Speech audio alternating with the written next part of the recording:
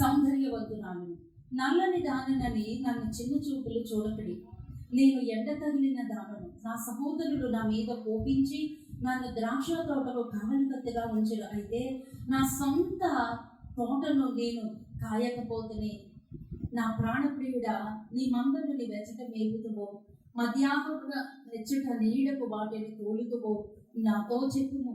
ముసుగు వేసుకొనిన దాననై నీ జతకాండ్ల మందర యొద్ద నేను ఎందుకు ఉండవలను? నారీమణి సుందరి, అది నీకు తెలియకపోయినా మందల అడుగు జాడలను బట్టి నీవు పొమ్ము. మంద కాపురుల గుడారముల యొద్ద నీ మేక పిల్లలను మేపుము. నా ప్రియురాల, ఫరో యొక్క రథాశ్వముతో నిన్ను పోల్చుదును. ఆభరణముల చేత నీ చెక్కిళ్లను, హారముల చేత నీ కంఠమును శోభిల్లుచున్నది. వెండి పువ్వులు గల బంగారు సరములు మేము నీకు చేయుతుము. రాజు విందునకు కూర్చుని ఉండగా నా పరిమళ తైలపు వాసన వ్యాపించెను. నా ప్రియుడు నా రొమ్ముదొండు గోపరసమంతా సువాసన కలవాడు. నాకు ప్రియుడు, నా ప్రియుడు ఎంగేది ద్రాక్షావనంలోని కర్పూరపు పూగుత్తలతో సమానుడు. నా ప్రియురాల, నీవు సుందరివి, నీవు సుందరివి, నీ కన్నులు గువ్వకళ్ళు. నా ప్రియుడా, నీవు సుందరుడు, అతి మనోహరుడు. మన శైల స్థానము పచ్చని చోటు, మన మందిరముల దూలములు దేవదారు రాములు, మన వాసనలు సరళపు మానులు. దేవునికి సమస్త మహిమ కలుగును గాక. హల్లెలూయా, హల్లెలూయా. మరి ఈ రోజున పరమగీతాలు నాకు తెలిసి చాలా తక్కువ అండి. పరమగీతాలు చెప్పడం చాలా తక్కువ. కానీ నాకు ఇష్టమైన వాక్యం ఏంటో తెలుసండి, పరమగీతములు, ప్రకటన గ్రంథం నాకు ఇష్టమైనవి. పరమగీతాలు ఎంత ఇష్టమో ప్రకటన గ్రంథం కూడా నాకు అంత ఇష్టమండి. అవి చదివినప్పుడు, పరమగీతాలు చదివితే దేవుడు మనల్ని ఎంత ప్రేమిస్తున్నాడో తెలుస్తుంది. ప్రకటన గ్రంథం చదివితే మనం ఎంత భయపడాలో మనకు తెలుస్తుందండి. ప్రకటన గ్రంథం అంటే దేవుడు భయం ఎలా ఉన్నదో తెలుస్తుంది. పరమగీతాలు అంటే దేవుడు మనల్ని ఎంత ప్రేమిస్తున్నాడో తెలుస్తుంది. అందుకు దేవునికి సమస్త మహిమ కలుగును గాక. హల్లెలూయా. ఈ రోజైతే నేను పరమగీతాలు తీయాలని అసలు అనుకోలేదండి. ఎందుకంటే నేను ఎప్పుడు టచ్ చేయలేదు. పరమగీతాలు చాలా తక్కువ. నాకు తెలిసి నేను పాత నిబంధన చాలా చాలా ఎక్కువ. నేను క్రొత్త నిబంధన ధ్యానిస్తున్నా ఎక్కడో కదులుద్దండి పాత నిబంధనల వాక్యం. అంతే సర్వమని దానిలో నుంచి మొత్తం రెవల్యూషన్ అంతా నాకు వచ్చేసింది. అందుకే నేను దానిలోకి వెళ్ళిపోతూ ఉంటాను ఎక్కువ. నా నడిపి పట్టే ఉంటుందండి. నాకు ఆ విషయం తెలుసు.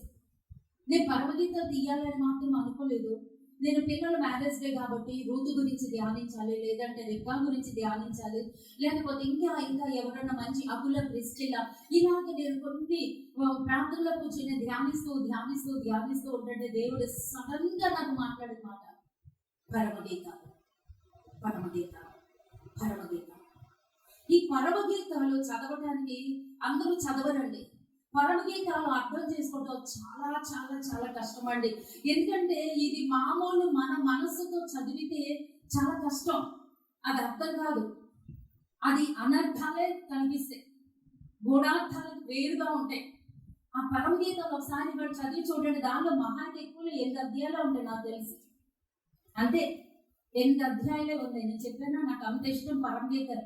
నేను ఎప్పుడు బైబిల్ తీసుకొని చదివిన పరమగీత, ఎందుకంటే నేను ఎంత ఇష్టపడి పరమగీతాలు చదివేదన్నా దేవుడు పరమగీతాల్లో నుంచే ఒకనొకప్పుడు నేను సమస్యల్లో ఉన్నప్పుడు, నిందల్లో ఉన్నప్పుడు, అవమానాల్లో ఉన్నప్పుడు, నేను పిండబడుతూ ఉన్నప్పుడు, దేవుడు నాకు నలగొట్టబడుతూ ఉన్నప్పుడు దేవుడు నాకు మాట్లాడిన మాటలేంటో తెలుసా అండి? పరమగీతాలు.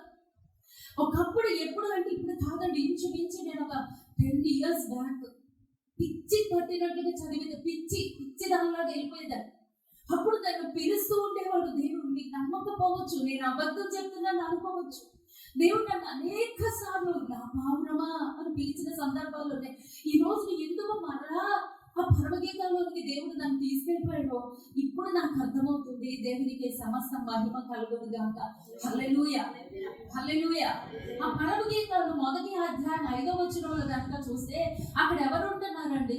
ప్రియుడైనటువంటి సొలొమోను, ప్రియురాలైనటువంటి షూలమితి, ఇంకొకరు ఉంటున్నారండి. ముగ్గురు 3 పాత్రలు ఉన్నాయి. ఏంటంటే ఒకటి సొలొమోను గారు, 2 ప్రియురాలైనటువంటి షూలమితి, మధ్యలో ఇంకొకరు ఉంటారండి. ఎవరో తెలుసండి? యెరూషలేము కన్యకలు. యెరూషలేము స్త్రీలు అంటారు. ఆ యెరూషలేము స్త్రీలకి ఈమె మీద చాలా కోపం ఉంటుంది. ఎందుకో తెలుసండి, పైనుంచి నేను చదువుతాను చూడండి. 1వ అధ్యాయము. సొలొమోను రచించిన పరమగీతం. నోటి ముద్దులతో అతడు నన్ను ముద్దు పెట్టుకున్నాను గాక, నీ ప్రేమ ద్రాక్షారసము కన్నా మధురము, నీవు పూసుకున్న పరిమళ తైలము సువాసన కలిగి, నీ పేరు పోయబడిన పరిమళ తైలముతో సమానము. కన్యకలు నిన్ను ప్రేమించుదురు, నన్ను ఆకర్షించుము.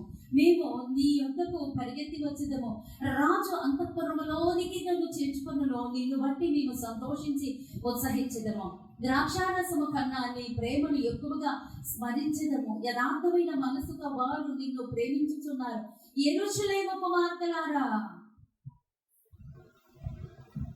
నేను నల్లని దాననైనను సౌందర్యవంతురాలు. కేదారు గుడారము వలెను, సొలొమోను నగర తెరల వలెను నేను సౌందర్యవంతురాలు. నేను నల్లని దానని నన్ను చిన్న చూపులు చూడకుడి. ఈమెవరండి పలుకుతుంది ఈ మాటలు? షులమితి చూసి వాళ్ళందరూ ఈర్ష్య పడుతున్నారండి. ఎవరు? యెరూషలేము యొక్క స్త్రీలందరూ.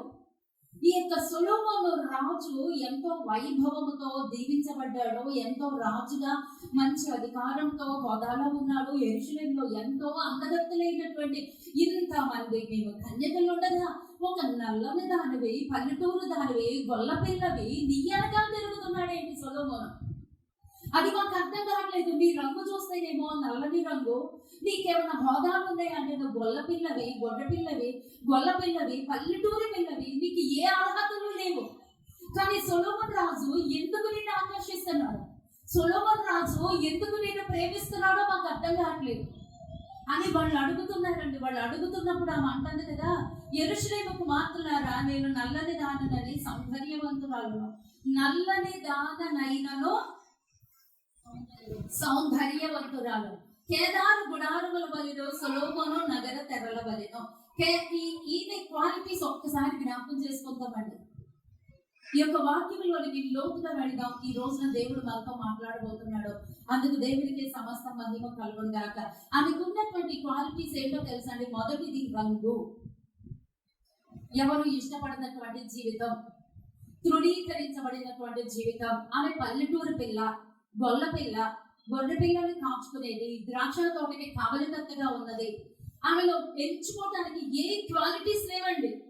ఆమె అంటే నేను నల్లని దాననైనను సౌందర్యవంతురాలను, కేదారు గుడారముల వలెను, సొలొమోను నగరు తెరల వలెను నేను సౌందర్యవంతురాలను. తమను తాను ఎలాగా పోల్చుకుంటుందో చూడండి. కేదారు గుడారాలు అంటే ఏంటో తెలుసండి? ఆ గుడారాలు ఈ యొక్క యాత్ర చేస్తున్నప్పుడు బస చేయడానికి వాళ్ళకి ఏముండదండి. ఎడారుల్లో కదండి ఆనాటి ఇశ్రాయేలీయుల ప్రయాణం అంతా. ఎడారుల గుండా వెళుతున్నప్పుడు ఆ ఎడారిలో ఎక్కడన్నా రాత్రిపూట వాళ్ళు ఆగాలి అంటే ఆ కేదారు గుడారము తీసి ఆ ఇసుక తెన్నుల మీదే వాళ్ళ గుడారం వేసుకుని ఆ రాత్రి దానిలో బస చేసేవారు అండి. అర్థమవుతుందా? ఆ రాత్రి దానిలో బస చేసేవారు. ఆ రాత్రి దానిలో బస చేస్తున్నప్పుడు ఒకవేళ దానిలో ఇసుక తుఫాన్లు వస్తాయి. ఆ యొక్క ఎడారిలో ఏమొస్తాయండి? ఇసుక తెన్నుల మీద ఏమొస్తాయండి? ఇసుక తుఫాన్లు వస్తాయి. ఆ ఇసుక తుఫాన్ నుంచి కాపాడుకోవడానికి వాళ్ళు గుడారములో దాగుకొని ఉండేవారు. అరణ్యంలో వెళుతున్నప్పుడు, ఆ ఎడారి కూడా వెళుతున్నప్పుడు వాళ్ళకు వచ్చుచున్నటువంటి ఆ ఎండని కాపాడుకోవటానికి, లేకపోతే వాళ్ళకు వస్తున్నటువంటి ఆ యొక్క ఇసుక తుఫాన్ నుంచి వాళ్ళ ప్రాణాలు కాపాడుకోవటానికి గుడారాలు వేసేవాళ్ళు. దాన్ని కేదారు గుడారాలు అంటారు. ఆ గుడారాలు వేసినప్పుడు అదేమవుతుందో తెలుసండి? ఆ గుడారాలు ఇసుకతో నింపబడినప్పుడు ఆ గుడారం చూడటానికి అందంగా ఉంటుందా? వాక్యం ఈ రోజు అర్థమగులు గాక. యేసు నామములో మన హృదయములు యేసు నామములో తెరవబడులు గాక. ఇంచు 10 సంవత్సరాలైందండి దేవుడు నాతో పరమగీతాలతో మాట్లాడి. రాత్రి అంతా కూడా నేను ధ్యానిస్తూనే ఉన్నాను. ఆ పరమగీతాల గురించి దేవుడు నాతో మాట్లాడుతున్నాడు.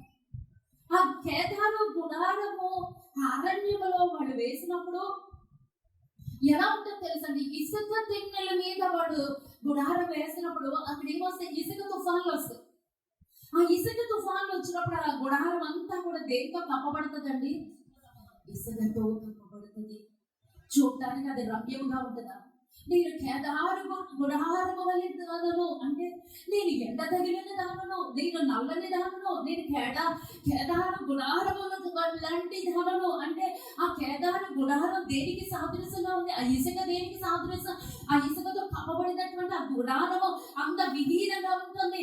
అటువంటి గుడారములో అంటే నేను అనేక ఆ యొక్క తుఫాన్లు కావచ్చు, ఆ ఇసుకలు కావచ్చు, ఆ ఎడారి కావచ్చు, అదంతా ఆమె జీవితం. అదంతా ఆమె జీవితం. ఆ యొక్క ఇసుకతో కొట్టబడినప్పుడు ఆ గుడారం అంతా మట్టయిపోతుంది, ఇసుకైపోతుంది. చూడటానికి అంత విహీనంగా ఉంటుంది. అది దేనికి సాదృశ్యమో తెలుసమ్మా? నిందలకి సాదృశ్యం, అవమానాలకి సాదృశ్యం, శోధలకి సాదృశ్యం. అంటే నిందలతో నేను నిందించబడి నా హృదయం గాయమైపోయింది. ఆ ఎండ తీవ్రతకి నేను నల్లగా మారిపోయాను. ఎండ దేనికి సాదృశ్యం అంటే భయంకరమైనటువంటి తట్టుకోలేనటువంటి శోధన, కాల్చబడినటువంటి అనుభవంలో నుంచి నేను వచ్చాను. నేను పైకి నల్లగా కనిపిస్తున్నాను. నేను నల్లని దానిని మీరు నన్ను చిన్న చూపులు చూస్తున్నారు. నేను నల్లని దానిని మీరు నన్ను చిన్న చూపులు చూస్తున్నారు. నేను కేదారు గుడారము లాంటి దానను. నా యొక్క సహోదరులు నా మీద కోపించి ఆ ద్రాక్ష తోటకి నన్ను కావలి కత్తిగా పెట్టారు. ఆ ద్రాక్ష తోట నేను కాపాడుతూ వచ్చాను. ఆ ద్రాక్ష తోట దేనికి సాదృశ్యం ఒక్కటి చెప్పండి? చాలా చోట్ల కనిపిస్తుంది ద్రాక్ష తోట. చెట్టు కాదు నాన్న, తోట. చెట్టు కాదు, తోట. ఆ ద్రాక్ష తోట దేనికి సాదృశ్యమో తెలుసండి? సంఘం. ద్రాక్ష తోట అంటే దేవుని మందిరం అనేటువంటి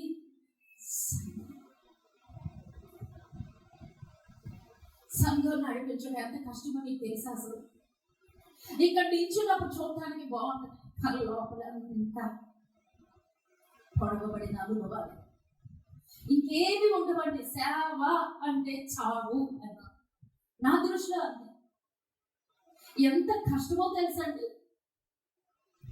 10 సంవత్సరాలు అయిందండి దేవుడు నాతో పరమగీతంతో మాట్లాడి.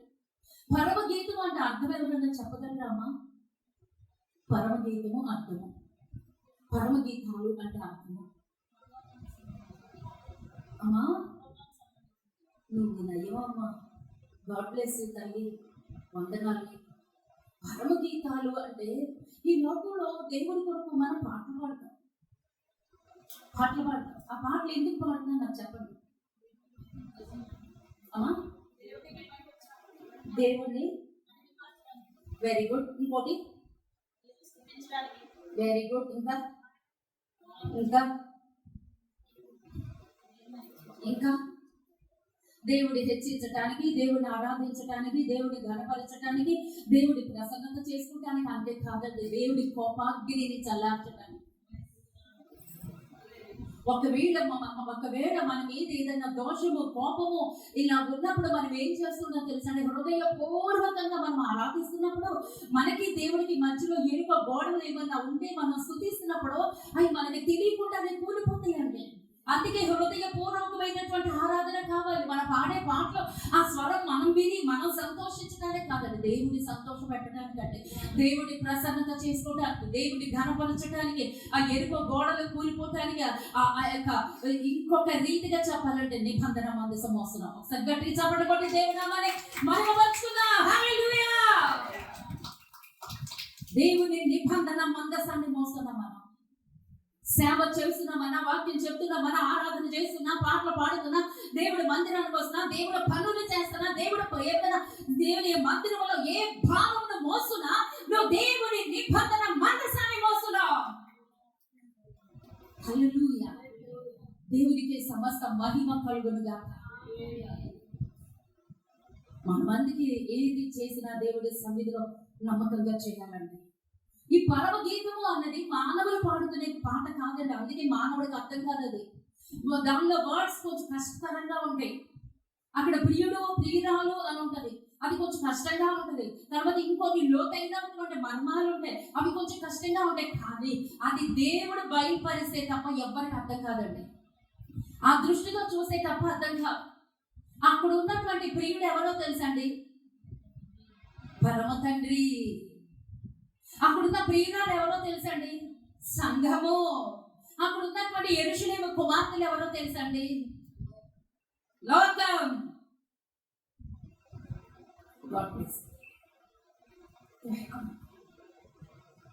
యెరూషలేము కుమార్తెలు ఉన్నాయి, ప్రియురాలు ఉంది షూలమితి. నువ్వు ఎవరి స్థానంలో ఉండాలని కోరుకుంటున్నావు? హల్లెలూయా, హల్లెలూయా. మనం మారుతున్నామా? మన పద్ధతులు మారుతున్నాయా? ప్రవర్తన మారుతుందా? మాటలు మారుతున్నాయా? మన యొక్క ఆయన అంటున్నాడు కదా, మన యొక్క మాట తీరు మారుతున్నాయా? మన ప్రవర్తన మారుతుందా? ఈ యొక్క పరమ గీతాలు ఈ రోజు ఎన్నో లేవండి. 8 అధ్యాయాలు ఉంటాయి.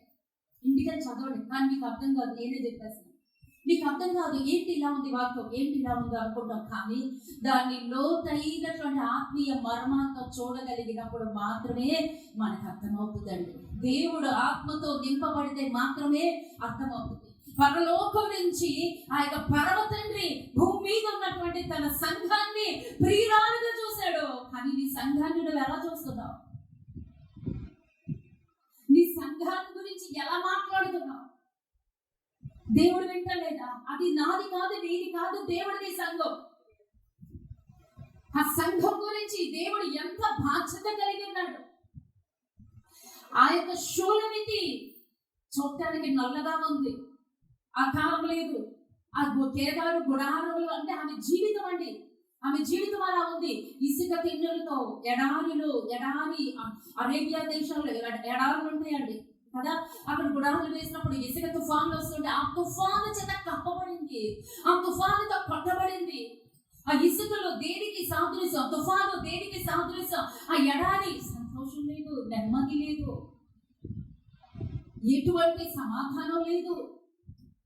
కానీ దేవుడి కొరకు నిరీక్షిస్తూ, దేవుడి కొరకు ఎదురు చూస్తూ ఉందండి. నీ పై రూపం అక్కర్లేదమ్మా దేవుడికి, నీ అంతరంగం కావాలి. నీ అంతరంగంలో దేవుడికి నువ్వు ఏ స్థానం ఇచ్చావు? ఒక ప్రియుడి స్థానం ఇవ్వగలుగుతున్నావా? ఒక ప్రియుడి స్థానం అవుతుంది దేవుడికి ఇవ్వగలగాలి అంటే ఈ హృదయం ఇంకొకరికి చోటు ఉండకూడదండి, ఇంకొకరికి చోటు ఉండకూడదు. ఆయన మాత్రమే మన ప్రియుడిగా మనం చూడాలి. ఆయన మాత్రమే మనము నిక్కుటమైనటువంటి ప్రేమతో. ఇది చదవండి, మన ప్రేమ ఎలా ఉందో తెలుస్తుంది. ఇవి అంటుండేది నా ప్రియుడు, నా ప్రియుడు ధవళవర్ణుడు, నా ప్రియుడు రత్నవర్ణుడు, నా ప్రియుడు అతి కాంక్షణీయుడు, నా ప్రియుడు 10,000 మందిలో అతి పురుషుడు, అదేంటి పురుషులలో గుర్తింపవచ్చును.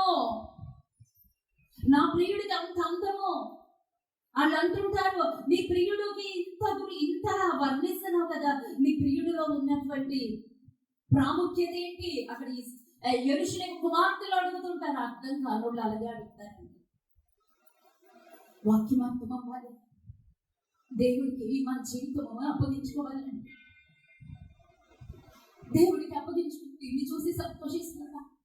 ఈరోజు డైరెక్ట్ గా దేవుడు మాట్లాడుతున్నాడు. నేను దేవుడి సన్నిధిలో యెరూషలేము కుమార్తెగా ఉన్నావా, షూలమితిగా ఉన్నావా? ఇంతే వాక్యం. బలిపీఠం దగ్గర చెప్తున్నాను, బైబిల్ పట్టుకుని చెప్తున్నాను. నేను ఆడుతూ పాడుతూ సేవ చేయట్లేదండి. నా నిండా అవమానం లేదండి, పొడవబడుతున్నాను, గుర్చబడుతున్నాను, కన్నీరు తప్ప నా జీవితం ఇంకేం లేదండి. ఒకప్పుడు ఏడ్చానండి, ఒకప్పుడు ఏడ్చాను. నా జీవితం అంతా నిండులో అవమానాలు, సమస్యలు, ఒంటరి జీవితం అవన్నీ అనుభవించాను. ఎక్కడ ఆగలేదండి, ఎక్కడ ఆగడం అనేది నాకు తెలియదండి. వెళ్ళాను, ముందుకు వస్తాను. ఈ రోజున సంఘం పెట్టాను. ఎందుకు దేవుడు నాకు ఆ బాధ్యత ఇచ్చాడో తెలుసా? అవన్నీ నేను అనుభవించడం తెలుసు, దేవుడి కొరకు నిలబడడం తెలుసు. ఈ రోజు నా తాపత్రయం ఏంటో తెలుసు. కొన్ని ఆత్మలు నేను సిద్ధపరచుకోవాలి. దేవుడి రాజ్యం కొరకు కొన్ని ఆత్మలు నేను సిద్ధపరచాలి, కొన్ని ఆత్మలు నేను తయారు చేయాలి. నన్ను దేవుడు తీసుకెళ్తాడు, నాకు ఇచ్చాడు బాధ్యత. ఆ బాధ్యతలో నేను నమ్మకంగా ఉండాలి. దేవుడు చూస్తున్నాడు అన్నటువంటి నమ్మకం, దేవుడికి నేను తిరిగి ఇవ్వాలి అన్నటువంటి ఆశ. ఇంకొక పాట పాడుకున్నాను కదా, ఒక ఆశ ఉంది. ఈరోజు నీ ఆశ ఉంది. ఈరోజు నీ ఆశ ఎలా ఉంటుంది? షూలమితి ఆశలాగా ఉందా? యెరూషలేము కుమార్తెలు కూడా తక్కువ కాదండి. యెరూషలేము కుమార్తెలు అంటే విశ్వాసులే, కానీ నీ విశ్వాసం ఎలా ఉండాలో తెలుసా? హద్దులు దాటాలి. హద్దులు దాటిన ప్రేమతో దేవుడిని ప్రేమించాలి.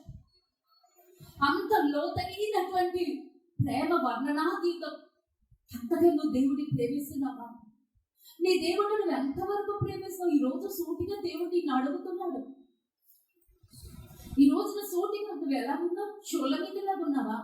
నీ ప్రియుడైతే పరలోకము నుంచి నువ్వు పాడాలని, నువ్వు ఆరాధించాలని, నీతో మాట్లాడాలని, నిన్ను పావురమా, నిష్కలంకురాలా, నా దానవి నీవు, ఎన్ని మాటలు ఉన్నాయో చూడండి. నా సఖి, నా ప్రాణేశ్వరి, అబ్బా ఎన్ని మాటలు పిలుస్తున్నాడండి పరలోకము నుంచి. ఇది పరలోకము నుంచి దేవుడు పాడిన పాట పరమగీతము. పరమగీతము అంటే పరలోకము నుంచి దేవుడు పాడిన పాట నీ కోసం. నువ్వు అలా ఉండాలని ఆశిస్తున్నాడు. ఎలా? షూలమితిలాగా. నీ పై రంగు అక్కర్లేదు, నీ విద్య అక్కర్లేదు, నీ డబ్బు అక్కర్లేదు, నీ హోదా అక్కర్లేదు. నీ హృదయంలో పవిత్రమైనటువంటి నిష్కలంకమైనటువంటి ప్రేమ కలిగి ఉన్నావా? నీ ప్రేమ ఎలా ఉంది? నిష్కలంకమైనటువంటి ప్రేమగా ఉందా? నేను దేవుని సన్నిధిలో బలిపీఠం దగ్గర దేవుడి దగ్గర నేను చెప్తున్నా. నాకైతే అసలు ఈ వాక్యం మైండ్ లో కూడా లేదండి.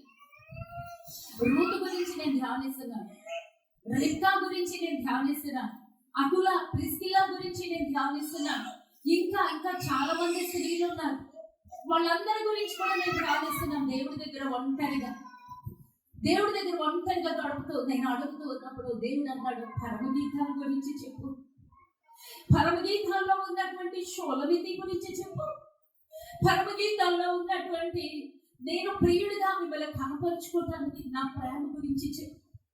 నేను ఎంతగా మీ కొరకు ప్రేమిస్తున్నానో, మీ కొరకు ఎంతగా దాచి ఎంతగా మీ కొరకు ఎదురు చూస్తానో వాటి గురించి వర్ణించు, వాటి గురించి చెప్పండి. దేవుడు నిన్నంత ప్రేమిస్తున్నాడు. దేవుడు నీ కను దృష్టి అంతగా, దేవుని కను దృష్టి నీ మీద ఉంది. దేవుని హృదయంలో నువ్వు చోటు చేసుకుని ఉన్నావు. దేవుడి హృదయంలో అనుక్షణము ఎదురు చూస్తూనే ఉన్నాడు. ఆ యొక్క పరమగీతాల్లో మీరు చదవండి, ఆ ప్రియురాలి, ఆ ప్రియుడు ఎంత ప్రేమించాడంటే అంతలో ఒక పావు భాగం కూడా మనం ప్రేమించట్లేదండి దేవుడిని. అంతలో ఒక పావు భాగం కూడా మనం ప్రేమించట్లేదు. ఎంతవరకు మనం ప్రేమిస్తున్నాం? మన ప్రేమ ఎంతవరకు అంటే మన అవసరాలు తీరేంత వరకే, అంతే. దానిలో క్వశ్చన్ లేదు. దేవుడు మనం ప్రేమిస్తున్నాము అంటే అది ఎంతవరకు ఉందంటే మన అవసరాలు తీరేంత వరకే. దాన్ని ప్రేమ అంటారా, స్వార్థం అంటారా? ఈ రోజున మనము స్వార్థంతో దేవుడిని ప్రేమిస్తున్నామా? ప్రేమతో దేవుని ఆకట్టుకుంటున్నామా, ఆకర్షించుకుంటున్నామా? సొలొమోను రాజు గారికి ఎంత మంది ఉన్నారంటే, ఈ పక్కన చూస్తే 60 మంది 60 మంది ఉపపత్నులు, రాజకుమార్తెలు ఎంతమంది ఉన్నారండి? ఇక్కడ ఉంటుందండి 6వ వచనంలో, పల్లకి దగ్గర ఉంటుందండి.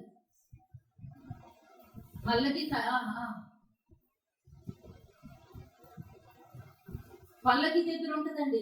ఎంతమంది భార్యలు ఉన్నారు, ఎంతమంది ఉపపత్నులు ఉన్నారో అని అక్కడ వాక్యం ఉంటుంది. అంతమంది భార్యలు, అంతమంది ఉపపత్నులు ఉండగా సొలొమోను రాజు ఈయన కొరకు తహతహలాడిపోతున్నాడండి. ఆమెను ప్రేమిస్తున్నాడు, ఆమె కావాలని కోరుకుంటున్నాడు. తీరా చూస్తే ఆమెలో అందం లేదు, సౌందర్యం లేదు, చెప్పుకోదగిన రాజలక్షణాలు ఏమీ లేవు, రాజరికపు లక్షణాలు లేదు, రాజ కుటుంబం ఏమీ కాదు, గొల్ల పిల్ల, పేదరాలు, నల్లగా ఉంది. దేవునికి స్తోత్రం కలుగునుగా. ఈరోజు 2 అంశాలు ఉన్నాయండి, చాలా లోతైనటువంటివి, నాకు కూడా తెలియదండి. Number 1, number 2, 1 రూపాంతరత.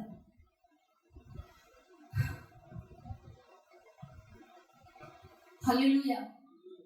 2 అంశాలు మనం నేర్చుకోబోతున్నాం అండి. దేవునికి స్తోత్రం కలుగునుగా. ఈ యొక్క షూలమితి నల్లగా ఉంది, కేదార గుడారం లాగా ఆ తుఫాన్లతో సమస్యలతో కొట్టబడుతూ ఉంది, నిందలతో అవమానాలతో కొట్టబడినటువంటి స్థితిలో ఆమె ఉన్నది. ఆమె పరిస్థితి ఏదది. అయితే అంటుంది, చూడండి ఒకసారి చదువు. యెరూషలేము కుమార్తెలారా, నేను నల్లని దాననైనను సౌందర్యవంతురాలను, కేదారు వారి గుడారము వలెను సొలొమోను నగర తెరల వలెను నేను సౌందర్యవంతురాలను. నల్లని దాననని నన్ను చిన్న చూపులు చూడకుడి, నేను ఎండ తగిలిన దానను. దేవునికి సమస్త మహిమ కలుగును గాక. నేను ఎందుకు నల్లగా అయిపోయినట్టే, నేను ఎండ తగిలిన దానను. ఎండ ఆత్మీయంగా దేనికి సాదృశ్యం అండి? దేనికి సాదృశ్యం? ఎండలో కూర్చోబెట్టినా మిమ్మల్ని తీసుకెళ్ళి హ్యాపీగా ఉంటుందా? ఎండ అంటే వేడే, ఆత్మీయంగా శ్రమలు. నేను ఎండ తగిలిన దానను అంటే అవి శ్రమలకి, శోధనలకి, సమస్యలకి, అవమానాలకి, నిందలకి సాదృశ్యం. అవి తగిలి ఆ ఎండ నా మీద తగిలి నేను నల్లగా అయిపోయాను. దేవుడికి ఎవరు కావాలి? రోజున యెరూషలేము కుమార్తెలు కావాలి అనుకుంటున్నాడా? ఎవరు కావాలని దేవుడు ఈ రోజు కోరుకుంటున్నాడంటే ఆ షూలమితి కావాలి. ఆ షూలమితివి నువ్వే. ఆ షూలమితివి నీవే. నీకు వచ్చినటువంటి సమస్యల్లో, నీకు వచ్చిన నిందల్లో, నీకు వచ్చిన అవమానాల్లో, నీకు వచ్చినటువంటి ఇరుకుల్లో నువ్వు దేవుడి కొరకు నమ్మకంగా ఉంటూ దేవుడు విడిచిపెట్టకుండా ముందుకి దేవుడితో కొనసాగిపోతున్నావు కదా, ఆ షూలమితివి నువ్వే అమ్మా. దేవుడు అందుకే నీకు సెలవిస్తున్నాడే మాట, నువ్వు షూలమితివి. నా కొరకు నువ్వు నమ్మకంగా ఉన్నావు. నీకు వచ్చినటువంటి సమస్యలు కావచ్చు, నిందలు కావచ్చు, పేదరికం కావచ్చు, అవమానాలు కావచ్చు, ఇవన్నీ ఉన్నప్పటికీ కూడా నువ్వు నన్ను ప్రేమిస్తున్నావు కదా, అందుకే నువ్వు షూలమితివి. నీ రంగుతో నాకు అవసరం లేదు. నీ చదువు, నీ విద్య, నీ హోదా, నీ డబ్బు, ఇవన్నీ కూడా దేవుని సంతోష పెట్టలేవు. దేవుని ఏం సంతోష పెడితే అంటే, నీకు సమస్య వచ్చినా, శోధన వచ్చినా, నిందలు వచ్చినా, అవమానం వచ్చినా నీవు ఏ మాత్రం చెల్లించకుండా దేవుడు వెంబడిస్తుంటావు చూడు. అలాంటి వాళ్ళు దేవుడు నాకు కావాలి అంటున్నాడు దేవుడు. అది షూలమితికి ఉన్నటువంటి గుణ లక్షణం. అది షూలమితి అంటే గుణ లక్షణం. షూలమితి మహాటికి తప్పిపోతండి. ఆ ప్రియుడిని వెతకటంలోనే తన జీవితం మొత్తం గడిపేసిందండి. ఆ ప్రియుడిని వెతకటోనే, ఆ ప్రియుడితోనే ఉంటూ ఆ ప్రియుడిని సంతోష పెట్టడానికి తన జీవితం మొత్తం భారబోసేసింది. ఈ రోజు నువ్వు ఎవరిని సంతోష పెడుతున్నావు? ఎవరిని వెంబడిస్తున్నావు? ఎవరి కొరకు బ్రతుకుతున్నావు? ఎవరిని ఉద్ధరించడానికి, ఎవరిని సంతోషపరచడానికి ఈ రోజు నీ జీవితం భారబోసిందా? పరీక్షించుకో. మరలా ఈ పరమ గీతాలు ఎప్పుడు వస్తుందో నాకు తెలియదు. ఈరోజు డైరెక్ట్గా అడుగుతున్నాడు దేవుడు, నువ్వు షూలమితిగా నాకు కావాలి. యెరూషలేము కుమార్తెలు ఉన్నారు. వాళ్ళు చక్కనైన వారు, అందమైన వారు, గుణవంతులు, భాగ్యవంతులు, యెరూషలేములో ప్రత్యేకించబడిన వారు. కానీ వాళ్ళకన్నా ఈ ప్రేమ నన్ను ఆకర్షించేస్తుంది. ఈమె ప్రేమ నన్ను ఆకర్షించేస్తుంది. ఈమె నల్లదిదైనా, ద్రాక్ష తోటని కావలకత్తైనా, గుడారములో ఉన్న పల్లెటూరు పిల్లైనా, ఆ యొక్క చదువు లేనిదైనా, ఏమైనా సరే ఈమె ప్రేమ నన్ను ఆకర్షించేసింది అన్నాడు. ఈరోజు మన ప్రేమ నుంచి దేవుడు దూరంగా తొలగిపోతున్నాడు. మన ప్రేమ ఆయన ఆకర్షిస్తుందా? మన ప్రేమ ఆయన ఆకర్షించాలి. అవన్నీ ఎన్నో ఉన్నప్పటికీ వాటిని నిర్లక్ష్యం చేసి ఆ యొక్క రూపం మారిపోతున్నా, ఎండ తగులుతున్నా, ఆ అప్పగించబడినటువంటి బాధ్యతలో నమ్మకంగా ముందుకెళ్ళి అలాంటి వాడు కావాలి.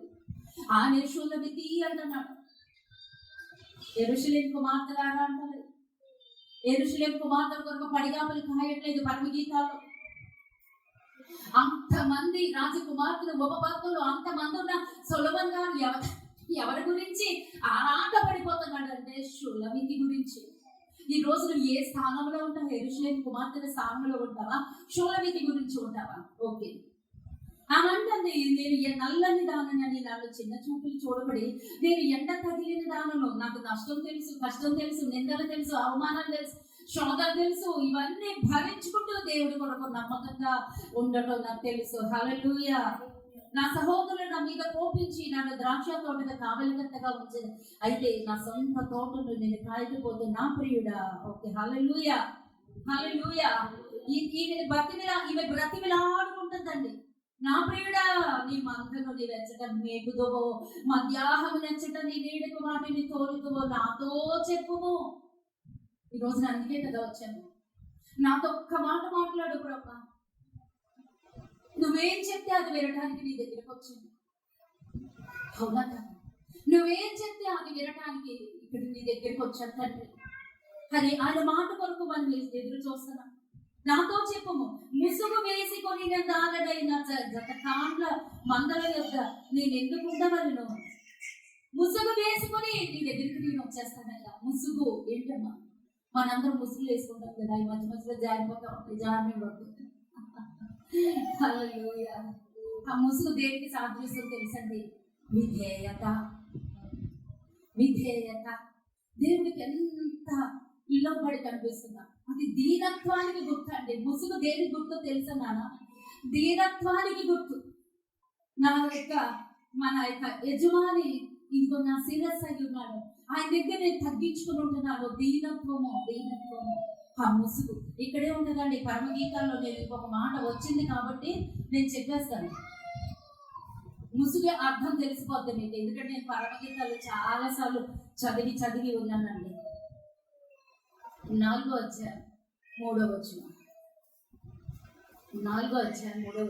నీ ముసుగు గుండా నీ కణతలు విచ్చిన దాడిమ ఫలము వలె నాకు అగబడుచున్నవి. ఏంటమ్మా?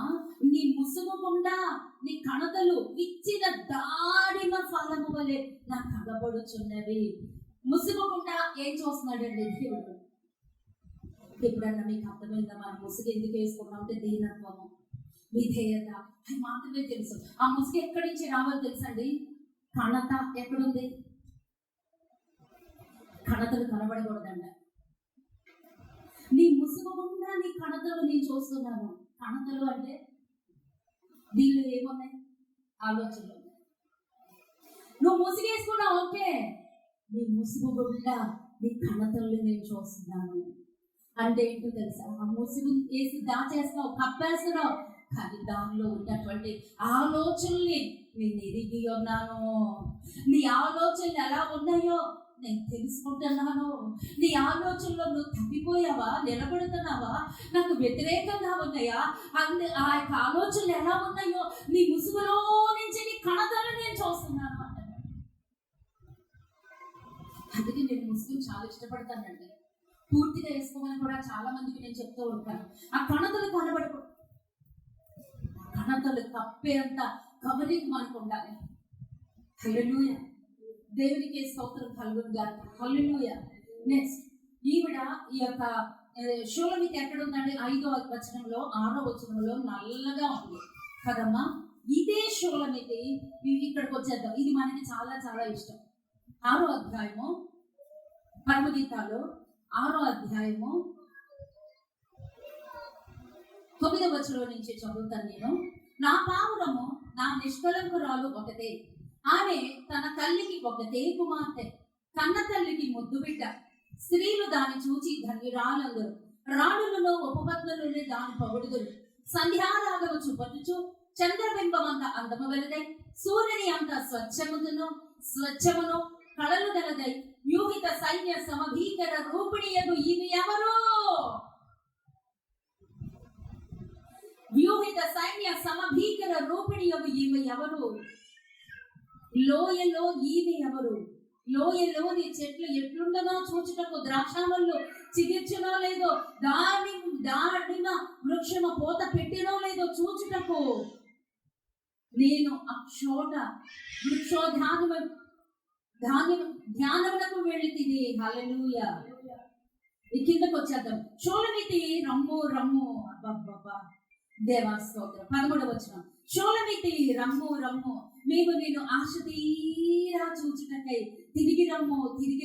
షూలమితి, మీకు ముచ్చట పుట్టించినదేది? హల్లెలూయా. దేవా స్తోత్రం. ఆమె మహనయీవ నాటకమంత వింతైనదా, రాజకుమార్తె పుత్రిక, నీ పాద రక్షకులతో నీవెంత అందముగా నడుచుచున్నావు. ఇవన్నీ వర్ణన ఎవరి కోసం తెలుసండి? ఆ షూలమితి గురించే తెలుసు. షూలమితి గురించే అని మనకు తెలుసు. కానీ ఇంకొక మాట చెప్తారు. ఈ మొదటి అధ్యాయంలో 5-6 వచనాల్లో ఆమె రంగు ఎలా ఉంది? అర్థమైపోయింది మనకి. ఎలా ఉందమ్మా? Very good. మరి 6వ అధ్యాయంలోకి వచ్చేసరికి 10వ వచనంలోకి వచ్చేసరికి ఆమె ఎలాగుంది? సంధ్యారాగము చూపట్టుచు చంద్రబింబం అంత అందము గలదే, సూర్యుని అంత స్వచ్ఛమును కళలు గలదే, వ్యూహిత సైన్య సమభీకర రూపిణి అగు ఈమె ఎవరు? ఆమె రూపం మారిపోయింది, ఆమె పోలిక మారిపోయింది, ఆమె వర్ణన మారిపోయింది, ఆమె రంగు మారిపోయింది, ఆమె వర్చస్సు మారిపోయింది. ఆమె ఎలా ఉంది? ఆ సూర్యుని మీద ఆనుకుని చంద్రబింబం అంత అందరం గలదే. పైకి చదువుదాం. సంధ్యారాగము చూపట్టుచు. సంధ్యారాగము అంటే ఏంటండి? Very good. సాయంకాలము సూర్యుడు అస్తమిస్తున్నప్పుడు కదమ్మా, అస్తమిస్తున్నప్పుడు అది చాలా చాలా అందంగా కనిపిస్తుంది. ఎలా కనిపిస్తుంది? నాకు రంగు కావాలి. ఎలా కనిపిస్తుంది? రెడ్డిష్ కదా, రెడ్ ఆరెంజ్ కలిపి ఇలాగా రెడ్డిష్ లో వస్తుంది. సంధ్యారాగము చూపట్టుచు ఆమె రంగు మారిపోయింది. చంద్రబింబం అంత అందము గలదై. చంద్రుడు ఎలా ఉంటాడు? చంద్రుడు ఏ రంగు? నాకు రంగులు కావాలి. చంద్రుడు మా పిల్లలు తీసుకెళ్ళిపోయి ఎలగీసులు పడేస్తానమ్మా. హల్లెలూయా. చంద్రబింబం అంత అందము గలదై. చంద్రబింబం ఎలా ఉంది? ఏ రంగు? తెల్లగా ఉంది. సూర్యుని అంత స్వచ్ఛము గల కళలు గలదై. ఎవరైనా వాళ్ళందరూ అంటున్నారు, ఎవరివి? ఒకప్పుడు నల్లగా ఉంది, ఒకప్పుడు కేదారు గుడారంలో ఉంది, ఒకప్పుడు ఆ ద్రాక్ష తోటకి కావలికత్తిగా ఉంది, ఒకప్పుడు చిన్న చూపులు చూడబడినటువంటి ఈమె ఆమె రంగేలా మారిపోయింది. ఉన్నట్టుండే 1వ అధ్యాయంలో నుంచి వచ్చేసి 6వ అధ్యాయంలోకి వచ్చేసరికి సంధ్యారాగము చూపట్టుచున్నదంట. అంత అందంగా మారిపోయింది, అంత ఎర్రగా మారిపోయింది. ఆ చంద్రబింబం అంతా అందము గలదై ఉన్నదంట. చంద్రబింబం అంతా ఆ అందం మారిపోయిందండి, సౌందర్యవంతురాలు అయిపోయింది. ఆ అందం ఎలా మారింది? సూర్యుని అంత స్వచ్ఛము కలలు గలదై. సూర్యుని కళ్ళెత్తి చూడగలగవా? సూర్యుని ఎవరైనా కళ్ళు పెట్టి అలా మారిపోయిందండి. ఎలా మారి? ఏంటి వర్ణనకు అర్థం ఏంటి? సంధ్యారాగము చూపట్టుచు చంద్రబింబం అంత అందము కలదే, సూర్యుని అంత స్వచ్ఛము కళలు కలదే. తన కళలన్నీ మారిపోయినాయి, తన లక్షణాలు మారిపోయినాయి. వ్యూహిత సైన్య సమభీకర రూపిణి ఈమె ఎవరో? ఆమె ఎలా మారిపోయింది? వ్యూహిత సైన్య సమభీకర రూపిణి. ఆమె చుట్టూ తమ వ్యూహపదండి. ఆమె యుద్ధం చేయడానికి, పోరాటం చేయడానికి కూడా సామర్థ్యం కలిగినటువంటి వ్యక్తిగా మారిపోయింది. ఎలా మారిపోయింది? నల్లపిల్ల, గొల్లపిల్ల, షులవితి ఎలా మారిపోయింది అని అంటే, ఆమె నల్లగా ఉంది. ఆమె జీవితము, ఆమె రూపము అంత నలుపు దేనికి సాదృశ్యం? పాపం. నలుపు దేనికి సాదృశ్యము అంటే, ఎఫెసీ పత్రిక 5:7 ఒక్కసారి చూద్దాం నాన్న. తీసుకొని చదవండి అమ్మా. ఎఫెసీ పత్రిక 5:8.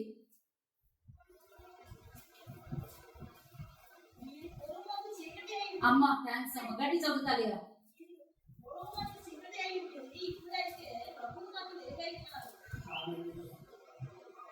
అంతే అమ్మా, అదేనమ్మా. మీరు పూర్వమందు చీకటి అయి ఉంటేనే ఇప్పుడైతే ప్రభువునందు వెలుగై ఉన్నారు. వెలుగు ఫలము సమస్త విధములైన మంచితనము, నీతి, సత్యములు వాటిలో కనబడుచున్నవి కనుక ప్రభువుకి ఏది ప్రీతికరమో దానిని పరీక్షించుచు వెలుగు సంబంధాల వలె నడుచుకున్నది. నిష్ఫలమైన అంధకార క్రియలతో పాలివారై ఉండకుడి, వాటిని ఖండించుడి. ఖండిస్తే వింటాను. ఎంతమంది వింటారో చెయ్యండి. 1, 2 నాకు తెలిసి ఉండరు. దేవుడు ఏం చెప్తున్నాడు? మీ వెలుగు ఫలమును సమస్త విధములైన మంచితనమును, నీతి, సత్యమును వాటిలో కనబడుచున్నది కనుక ప్రభువుకి ఏది ప్రీతికరమో దానిని పరీక్షించుచు వెలుగు సంబంధాల వలె నడుచుకొనుడి. నిష్ఫలమైన అంధకార క్రియలతో పాలువారై ఉండగా వాటిని ఖండించుడి. ఏలయనగా అట్టి క్రియలు చేయువారు రహస్యమందు జరిగించే పనులను గూర్చి మాటలాడుటైనను దేవానికి వందనాలు. ఎలయనగా అట్టి క్రియలను గూర్చి మాటలాడుటైనను అవమానకరమై ఉన్నది. వాక్యం చదివితే తెలుస్తుందండి. మొత్తం మన బయోగ్రఫీ, మన జీవితము, బతుకు చిట్ట అంతా ఇక్కడే ఉంటుందండి. సమస్తమును ఖండింపబడి వెలుగు చేత ప్రత్యక్షపరచబడినదేదో అది వెలుగే కదా. దానిలో మీకు ఏమర్థమైంది? మునుపు మనం చీకటి, చీకటి సంబంధులము ఇప్పుడు వెలుగుగా ఉన్నాం. వెలుగు ఎలా అయింది? దేవుడి దగ్గరికి వస్తే దేవుడి యొక్క శక్తితో మన పాపంలో ఆయన కృపతో కడగబడి ఉన్నాయి. మన చీకటి తీసివేయబడింది. ఇందాక మనం చదివాం కదా, పూర్వము మనం చీకటిమే, అందరం చీకటిమే, అందరం పాపంలో ఉన్నవారమే. కానీ దేవుడి కృపాతిశయమని బట్టి ఆయన కృపలో దేవుడు మనల్ని జ్ఞాపకం చేసుకుని మన పాపములని 1 యోహాను 1:7 కూడా ఉంటుంది. ప్రతి పాపమును దేవుడి కడిగి మనల్ని వెలుగుగా ఒక జ్యోతిగా ఉంచితే దేవుడు ఏం మాట్లాడుతున్నాడు చూడండి. ప్రభువు నందు వెలుగై ఉన్నాడు.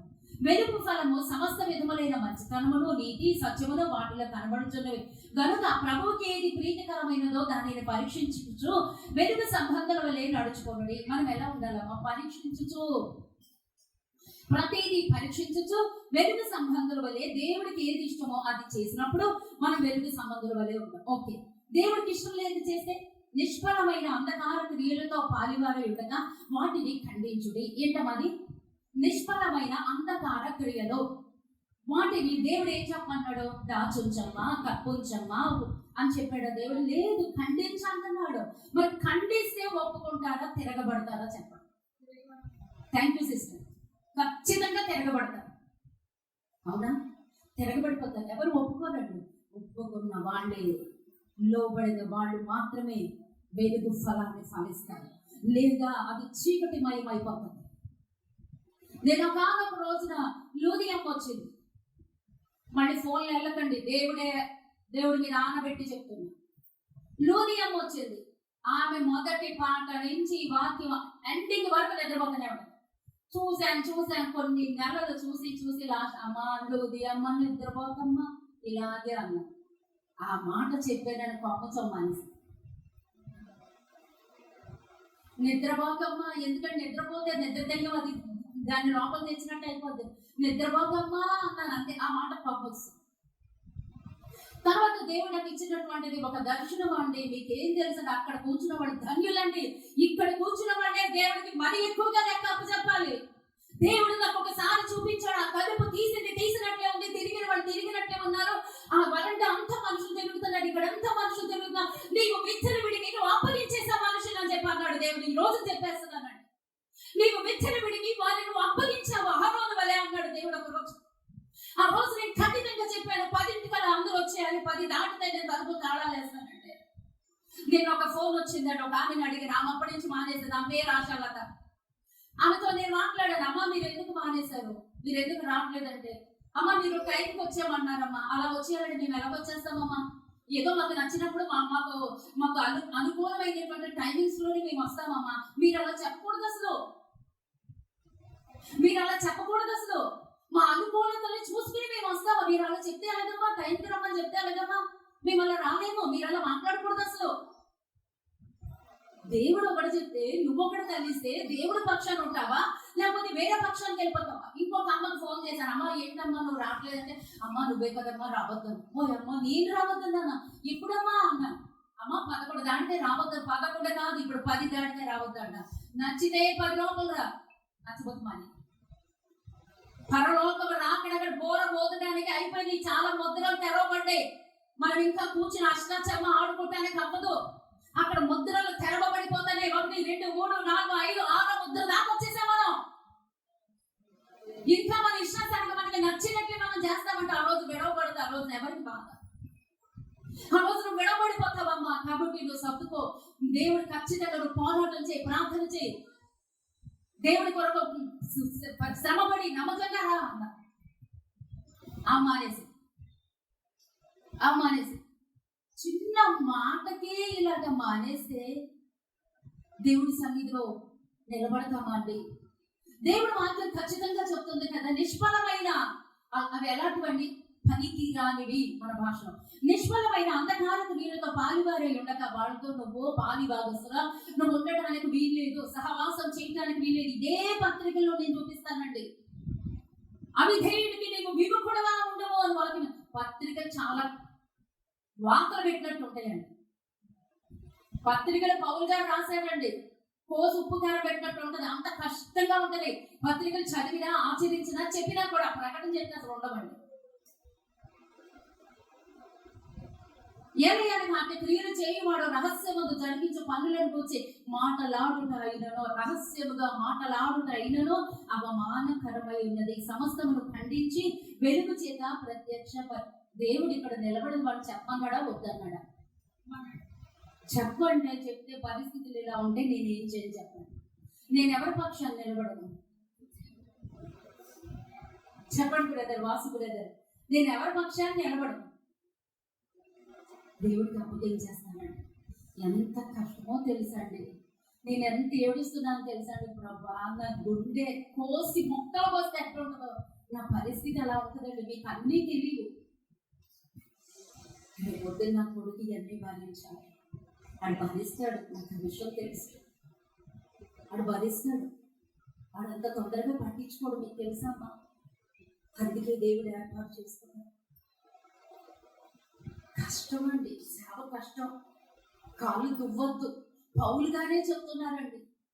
సేవ చేయడానికి తొందరపడి వెళ్ళొద్దని పౌలుగానే చెప్తున్నారు. అంత సిద్ధపాటు కావాలండి, అంత రగిలింపు కావాలమ్మా, అంత జాగ్రత్తగా ఉండాలి. ఈమె ఉన్నట్టుండి ఆమె రూపం మారిపోయింది. పరమగీతాలు 1వ అధ్యాయంలో నల్లగా ఉన్న ఆమె 6వ అధ్యాయంలోకి వచ్చేసరికి ఎలాగైపోయిందండి? ఎర్రగా మారిపోయింది. ఆ మందం తెల్లగా మారిపోయింది.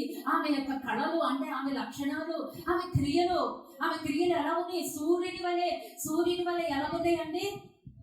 సూర్యుని అంత స్వచ్ఛమైనవి, తెల్లగా, ఎంత ప్రకాశం, ఎంత వెలుగు, అలా ఆమె క్రియలు మారిపోయి అంటే ఇవన్నీ మారడానికి గల కారణం ఏంటంటే ఆమె ఎవరిని ఆశ్రయించింది, ఎవరిని వెంబడించింది, ఎవరి కొరకు ప్రాకులాడుతుందంటే తన ప్రియుడు ధవళవర్ణుడు, రత్నవర్ణుడు, 10,000లో అతి కాంక్షణీయుడు, ఆయన కొరకు ప్రయాసపడమ్మా. మన పాపాలన్నీ కడగబడతాయి, మన రూపం నల్లనిది మారిపోద్ది, ఎర్రగా మారుతాం, సూర్యుని వలె మన కళలు మారిపోతాయి. అంత ప్రకాశమానమైనటువంటి ఆమె పాపములన్నీ కూడా మనం ఇందాక చదువుకునే ఎఫెసీ 5:8 చదువుకున్నట్లుగా మన పాపములన్నీ కడగబడతాయి. ఆ కడగబడినప్పుడే ఏమవుతుందండి? సంధ్యారాగము చూపట్టచ్చు. మన క్రియలు మారిపోతాయండి, మన యొక్క మాట తీరు మారిపోతాయి, మన కట్టే చీర మారిపోద్ది అండి. హల్లెలూయా. మన కట్టుబొట్టు, మన యొక్క వస్త్రధారణ మారిపోద్దండి. దాన్ని బట్టి చెప్పవచ్చు. దేవునికి స్తోత్రం. ప్రతిదీ అణువణువు దేవుడికి అప్పగించుకుంటూ ఉండాలి. దేవునికి సమస్త మహిమ కలుగును గాక. హల్లెలూయా. ఇంకొక్క మాట నేను చెప్పి ఆపేస్తాను, అది మనందరికీ సంతోషంగా ఉంటుందండి. హల్లెలూయా, హల్లెలూయా. నేను రిఫరెన్స్ కూడా రాసుకోలేదు, పొద్దున్న టైం అయిపోయింది. ఆదికాండము నోవహు ఎక్కడున్నట్టు తీయడమా? నాకు వచ్చేసండి. ఆదికాండము 9వ అధ్యాయము 20వ వచనం నుంచి, ఆదికాండము 9వ అధ్యాయము 20వ వచనం నుంచి, నోవహు వ్యవసాయం చేయని ఆరంభించి ద్రాక్ష తోట వేసెను. పిమ్మట ద్రాక్ష రసము తాగి మత్తుడై తన గుడారములో వస్త్రహీనుడై ఉండెను. అప్పుడు కనాను తండ్రి అయిన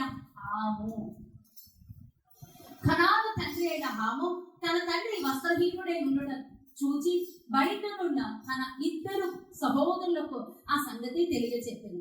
అప్పుడు షేము యాఫేతు వస్త్రం ఒకటి తీసుకొని తమ 2 భుజముల మీద వేసుకొని వెనకకు నడిచి వెళ్ళి తన తండ్రి దిశమలను కప్పెను. వారి ముఖము వెనకకంటూ ఉండటం వలన తన తండ్రి దిశమలలో చూడలేదు.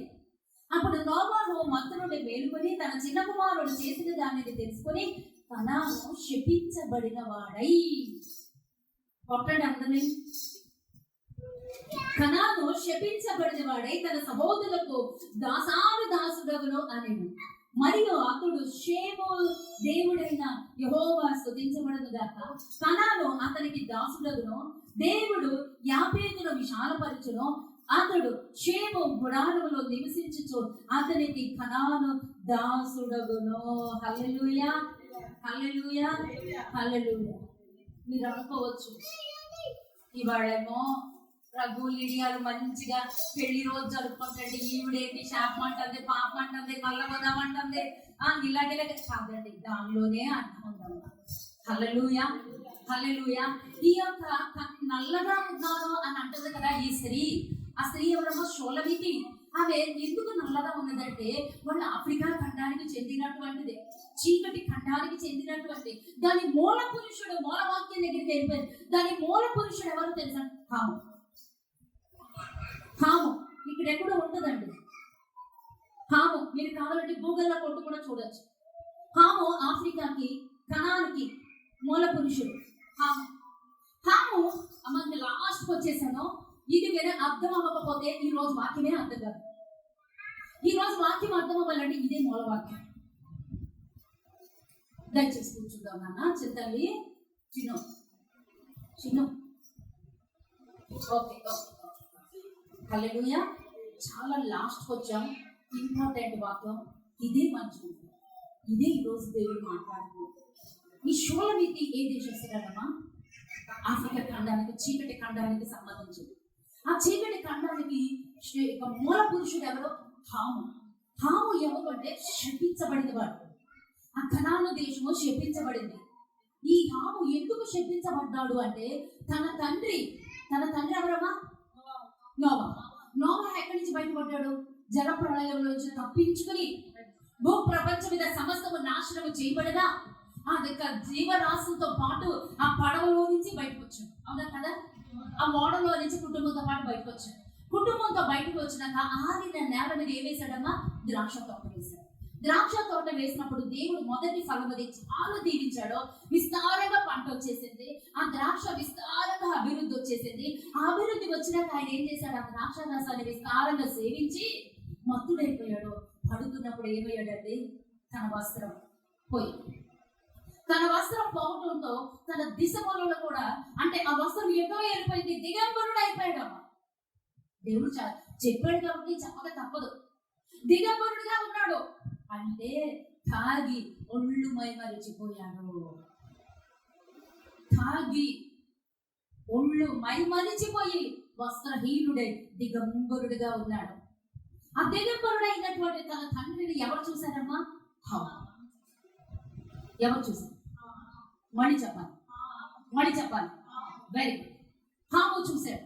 హాము చూసిన వాడు చూసినాడు ఉండకుండా ఎక్కడికి వెళ్ళిపోయాడు? తన అన్నలో అయినటువంటి యాపేతు దగ్గరికి, షేము దగ్గరికి వెళ్ళిపోయాడు. ముగ్గురు కొడుకులు కదా. ఆ యాపేతు దగ్గరికి, షేము దగ్గరికి వెళ్ళిపోయి అయ్యో అన్నయ్య నాన్న తాగేసి ఉన్నాడు, తాగేసి మత్తుడైపోయాడు, తాగేసి దిగంబరుడైపోయాడు అని దిశమల్లో నేను చూశాను. మన తండ్రి దిగంబరుడై ఉండుట, వస్త్రహీనుడై ఉండుట. పాపం చేసిన వారి కన్నా చెప్పిన వారికి శాపం ఎక్కువ. పాపం చేసిన వారి కన్నా చెప్పిన వారికి శాపం ఎక్కువ. ఏం చేశాడండి హాము? తీసుకెళ్ళి అన్నయ్య ఇద్దరికి చెప్పాడు. తనే తీసుకెళ్ళి కప్పేస్తే, అంటే ఆ పాపాన్ని దేవుడు ఏమంటున్నాడు? కప్పు, నీ చేతనైనంత వరకు కప్పు విప్పద్దు. ఇప్పేస్తాడు దేవుడు. ఆ యొక్క యోహాను సువార్త 8వ అధ్యాయంలో ఏమైందంటే మధ్య ఆ యొక్క పాపపు స్త్రీ పాపం చేసినప్పుడు రెడ్ హ్యాండ్ గా వ్యభిచారం చేసి పట్టబడినప్పుడు వీళ్ళందరూ రాళ్ళతో కొట్టబడుతుంటే యేసుప్రభు ఏం చేశాడంటే సైలెంట్ గా వెళ్ళిపోయే భూమి ఆ నేలలో ఏమో రాయించుంటేనో అని వాక్యం ఉంది. అంతేకాని వాళ్ళ పాపాలు ఇక్కడ రాయలేదు. దేవుడు అది కూడా చెప్పలేదు. ఏమో రాయించుంటేనో వాళ్ళ హృదయంలో ఖండించబడిన వారే, వాళ్ళ హృదయంలో నరకబడి వాళ్ళకు రాళ్ళు వదిలివేసి వెళ్ళిపోయారు. 8వ సువార్త 8వ అధ్యాయంలో ఉందండి. దేవుడికి సమస్తం తెలుసు. హల్లెలూయా. అలా చేయకుండా ఇది కప్పకుండా ఏం చేశాడు తెలుసా? అన్నయ్యకి చెప్పాడు. అందుకే ఎవరికి? షేముకి, యాపెతు. వాళ్ళిద్దరు ఏం చేశారో తెలుసండి? తన తండ్రి వస్త్రాన్ని తీసుకుని వెనక తట్టు వచ్చి ఇద్దరు అటో కంచి ఇటో కంచి పట్టుకుని వస్త్రాన్ని తన తండ్రి దిశమలో చూడకుండా, ఆ దిగంబరత్వాన్ని చూడకుండా, ఆ పాపాన్ని వాళ్ళు చూడకుండా, 10 మందికి మళ్ళీ చెప్పకుండా వెనక నుంచి వెళ్ళి తన తండ్రికి తప్పేశాడు. అందుకే వాళ్ళు దీవించబడ్డారు. ఈ షేము, ఈ హాము ఎవరికి మూల పురుషుడమ్మా? కనానీయుడికి. అవునా? కనానులు ఎవరో 2 కనాను, హిత్తీలు, పెరిజీలు, ఇవ్వీలు, యెబూసీలు వీళ్ళందరూ ఉన్నారు. దేవుడు ఏం చెప్పాడు? నిర్గమకాండ తోలేయాలన్నా. ఎందుకు తోలేమన్నావు? ఎంత పడి వాకులాడి నేను అడిగేది, ఎందుకు తోలేయబడావు? వాళ్ళ వంశం ఎక్కడి నుంచి వచ్చింది? వాళ్ళు ఎందుకు తోలేసావు? ఎందుకు నీకు కోపం వచ్చింది? అలా పెనుగులాడేదాడు. ఇప్పుడు నేను నిజంగా చెప్తాను, అంత పెనుగులాడట్లేదు. నాకు 24 గంటల పనే సరిపోతాను. ఇదివరకు అలా పెరిగి వాక్యం ఒకటి అర్థం కాకపోతే ఒక్కదాన్నేనండి నా జీవితం మొత్తం ఒంటరి జీవితం అండి. అది మీకు పద్దాక చెప్తుందో అనుకున్నా నేనేం చెప్పలేదు. నా జీవితం అది అంతే, ఒంటరిగా. ఆయనకి ఏం పెద్ద తెలియదు. పిల్లలు చిన్నవాళ్ళు, మాస్టర్ గారు వాక్యం చెప్పేవాళ్ళు వెళ్ళిపోతారు. అంతకుమించి ఏం చెప్తారు? కూర్చొని రాయిస్తారా? రాయించరు. బాగులాడేదానండి దేవుడి దగ్గర వాక్యం చదివేదా. ప్రభా ఇది ఎందుకు ఇలా జరిగింది, నీకు ఎందుకు ఇంత కోపం వచ్చింది, ఏం చేస్తే ఇలా కోపం వచ్చింది నీకు, అది నాకు చెప్పు, అది నేను చేయకుండా కాపాడుకుంటా. బాకులాడి దేవుడి సన్నిధిలో తెలుసుకోవడం ఇవ్వండి వాక్యాలు. హల్లెలూయా. హాము శాపగ్రస్తుడు. ఆ రోజున కనాను శపించబడింది. కనాను తండ్రి ఎవరంటే హాము. ఈ రోజున షోలమితి ఎక్కడి నుంచి వచ్చిందంటే ఆ నలుపు ఎక్కడిది, ఆ ఆఫ్రికా ఖండం ఎక్కడిది, ఆ గొల్లపిల్లి ఎక్కడిది, ఆమె పుట్టుపూర్వకురాలు ఎక్కడివి, ఆమె దేనిలో నుంచి దేనిలోకి వచ్చింది అంటే ఆమె శాపములో పెట్టబడినటువంటి స్త్రీ. ఆ షోలమితి ఎవరంటే ఒకనొకప్పుడు తృణీకరించబడినటువంటి వ్యక్తి. ఆమె వంశం ఏంటి అని అంటే తృణీకరించబడి శాపగ్రస్తమైనటువంటిది. ఆమె వంశము, ఆమె తండ్రి వంశము అందరూ కూడా తృణీకరించబడి శాపము. కానీ అదే శాపగ్రస్తురాలు ఆ యొక్క పరమగీతములు 6వ అధ్యాయంలోకి వచ్చేసరికి ఆ శాపము ఆశీర్వాదంగా మారిపోయింది. హల్లెలూయా. చప్పటి కొట్టి అర్థమైతే దేవుడికి స్తోత్రాలు చేద్దాం. హల్లెలూయా. మనము కూడా జన్మతః పాపులమే, శాపగ్రస్తులమే. ఏదో ఒక శాపం మన తల్లిదండ్రుల నుంచో లేకపోతే మన పితరులైనటువంటి ఆదాము అవ్వ దగ్గర నుంచి మనకి సంక్రమిస్తూనే ఉంది పాపం, శాపం. కానీ అవన్నీ కూడా దేవుడికి కడిగేశాడు. ఎఫెసీయులకు రాసిన పత్రిక 5వ అధ్యాయం 8వ వచనంలో పూర్వమున చీకటి, కానీ ఇప్పుడు వెలుగు ఫలము, వెలుగుగా దేవుని యొక్క కాంతి నీ మీద ప్రకాశిస్తుంది. నిన్ను వెలుగుగా మార్చేశాడు. ఆ పాపాలన్నీ ఆయన రక్తంగా కడిగేశాడండి. అందుకే ఆమె ఎలా కనిపిస్తుందండి? సంధ్యారాగము చూపట్టుచు చంద్రబింబం అంత అందము గలదై, సూర్యుని అంత స్వచ్ఛలను కళలను గలదై. ఆమె క్రియలు మారిపోయాయి, పద్ధతులు మారిపోయినాయండి, మాటలు మారిపోయినాయండి, ఆలోచనలు మారిపోయినాయి. నేను చెప్పాను కదా ఇందాక యొక్క వాక్యం ఎక్కడో చూపించాను, పరమగీతాల్లోనే ఉంది కదా వాక్యం చూపించాను. ఆ యొక్క ముసుగు గుండా నీ కన్నతలను దేవుడు దానిమ ఫలములు ఎన్ని గింజలు ఉంటాయండి మీకు లెక్క తెలుసా? తెలిస్తే చెప్పండి, నాకైతే తెలియదు. లెక్కలేనండి. అది నీ ఆలోచనకి సాధించింది. అన్ని దేవుడు చూస్తూనే ఉన్నాడు. హల్లెలూయా. అందుకని ఇక్కడికి వచ్చేసరికి ఆమె ఎలా అయిపోయిందంటే అవన్నీ దాటుకుని, ఆ క్రియలన్నీ మార్చుకుని, ఆ యొక్క ఆలోచనలు మార్చుకుని, మూసుగు వేసుకుని ఆయన పాదాల దగ్గరకు వచ్చి ఆమె ఎవరి మీద ఆనుకొని ఉన్నదండి. ఇప్పుడు అక్కడ ఉన్నటువంటి స్త్రీలందరూ దాన్ని చూసి ధన్యురాలందరూ, రాణులను ఉపపత్నులను దానిని పొగుడుదరు. ఏ రాణులండి? సొలొమోను రాజు గారి రాణులు. ఆ ఉపపత్నులు ఎవరు? సొలొమోను రాజు గారు ఉపపత్నులు. ఆ యెరూషలేము కుమార్తెలు ఎవరు? యెరూషలేములో ప్రతిష్ఠించబడిన వారు, ప్రత్యేకించిన వాళ్ళందరూ కూడా ఈమెను చూసి అంటున్నారు ధన్యురాలు, అమ్మాను ధన్యురాలు.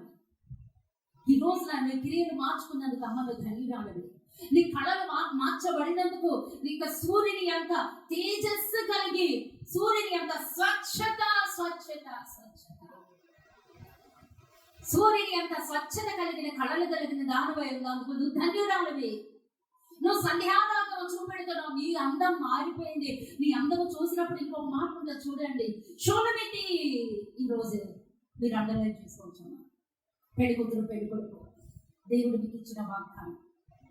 షూలమితి రమ్ము మేము ఆశ తీరా చూచుటకై తిరిగి రమ్ము షూలమితి అందు మీకు ముచ్చట పుట్టించినదేమి. హల్లెలూయా. మనల్ని దేవుడు చూసినప్పుడు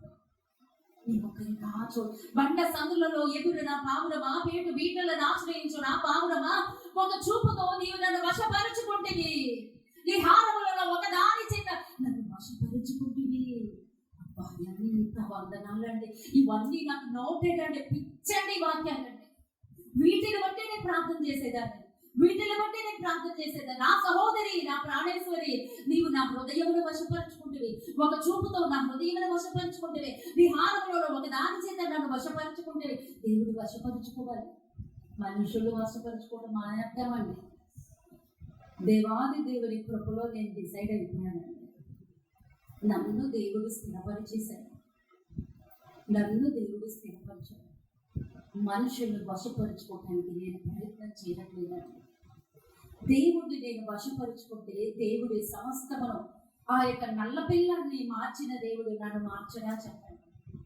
ఆ నల్ల పిల్లని చూసి ఇది ధన్యురాలు అన్నప్పుడు, ఆయన వెంబడించినప్పుడు, ముసుగు వేసుకుని దీనురాలని నేను ఆయన్ని వెంబడించినప్పుడు ఆయన నన్ను ధన్యురాలన్నాడు. సూర్యబింబం అంతా సంధ్యారాగము చూపటచ్చు, చంద్రబింబం అంత అందమగలదే, సూర్యుని అంత స్వచ్ఛతన కళలగలదే, వ్యూహిత సైన్య సమభీకర రూపిణి అవి ఎవరో. వ్యూహిత సైన్య సమభీకర రూపిణి అంటే ఎవరో తెలుసండి? యుద్ధానికి సిద్ధమైనటువంటి పౌరుషం, రోషం, ఒక ఆత్మీయ పోరాటం, ఇవన్నీ కావాలంటే జీవితం అప్పగించుకోవాలి. ఎంతమందికి సంతోషంగా ఉంది, ఎంతమందికి వాక్యం అర్థమైంది? చేతులు ఎత్తండి నాన్న. వాక్యం ఏమర్థమైంది? మనము ఒకప్పుడు శాపగ్రస్తులమే, హాము సంతానము ఈ నల్లపిల్ల. ఓకే, ఆ శాపము 6వ అధ్యాయంలోకి వచ్చేసరికి ఆశీర్వాదం, దీవెన, ధన్యురాలు ధన్యురాలు ధన్యురాలు, రాణులందరూ ధన్యురాలు అంటారు, ఉపపత్నులందరూ అమ్మా నువ్వే ధన్యురాలు. సొలొమోనుతో మేము ఉంటున్నాం, కానీ ఆయన మనసు నీతో ఉందమ్మా, అందుకను ధన్యురాలు. ఆ రాణులు అన్నారు, అమ్మా మేము రాజకుమార్తెలమే, రాజనగరంలో చెక్కబడినటువంటి అంతఃపురంలో మేము ఉన్నాం, కానీ సొలొమోను మనసు నీ మీదే ఉందమ్మా, అందుకు నువ్వు ధన్యురాలు, అందుకు నువ్వు ధన్యురాలు. ఆయన మనసుని నువ్వు వశపరిచేసుకున్నావు. ఆయన హారములలో ఒక దాని చేత నన్ను వశపరుచుకుంటుంది అంటే ఆ హారములు ఏంటో తెలుసండి? నీకున్న తలాంతు. అది ప్రార్థన కావచ్చు, వాక్యం కావచ్చు, ప్రార్థన కావచ్చు, లేదా దేవుడి పరిచర్యలో పాటలు, వాక్యము, ధ్యానం, లేదా మైకులు పెట్టుకునే చేసే కాదండి. దేవుని వశపరుచుకోవడానికి ఇంకోటి ఉంటుందండి. మనల్ని మనం ఎంత తగ్గించుకుంటే దేవుడు అంత మన వశమైపోతాడు. ఈ రోజు మీకు మనుషులు మీ వశమవ్వాలని చూస్తారా? దేవుడు మీ వశమవ్వాలని చూస్తున్నారా? నమ్మితే గట్టి చెప్పాలి. దేవుడు నీ వశమైపోతానికి సొలొమోను రాజు వశమైపోయి పిచ్చి పెట్టుకుంటాడు, వెనకాల తిరుగుతున్నాడు. ఇప్పుడు దేవుడి వాక్యంలో ఏం చెప్తున్నాడు? నిన్ను వెంబడిస్తూ పిచ్చి వాళ్ళగా నీ వెనకాల తిరుగుతున్నాడు దేవుడు. నీ ప్రేమలో పడిపోయాడు, నీ ఆకర్షణ పడిపోయాడు, నీ ప్రేమలో పడిపోయాడు. అందుకంటున్నాడు సులభికి ఆశ తీరా నీకు చూసి అమ్మారమ్మ చెప్పగలరా మాట. నీలో ఏదో చూసి చెప్పారు, అన్ని పోయినాక, నల్లగా మారిపోయినాక, నీ రూపం మారిపోయినాక, నీ క్రియలు పోయినాక, నీ అందం పోయినాక, అన్ని నువ్వు నష్టపోయినాక చెప్పగలిగేది మాత్రం దేవుడే. నీకు ఏమి ఉన్నా లేకపోయినా నువ్వు నాకు కావాలి, నువ్వు నా ప్రియురాలివి అంటున్నాడు. అది రోజు వాక్యం.